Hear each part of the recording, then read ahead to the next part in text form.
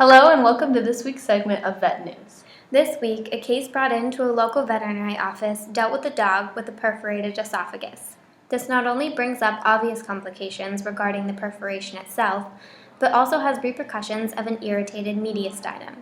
Mediastinum is not a word you typically hear in everyday life, but it can be defined as the chest cavity bordered on all sides, on top by the neck, on the bottom by the diaphragm, to the back by the spinal column, and to the front by the sternum.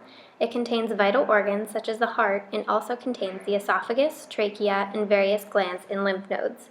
The diagram also displays the front, middle, and back portions of the mediastinum and defines its boundaries with various colorations.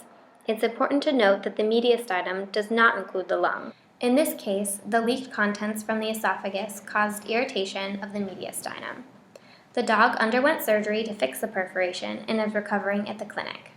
A groundbreaking discovery was made today concerning the most essential part of America's diet, the egg. The two most well-known parts of the egg are the yolk and the egg whites, but there is an even more important feature that goes much unnoticed. When you crack open an egg, you can look very closely to find two little white strings on opposite ends of the yolk. These strings are called chalazae, and they suspend the yolk in place by fastening themselves to the shell membrane.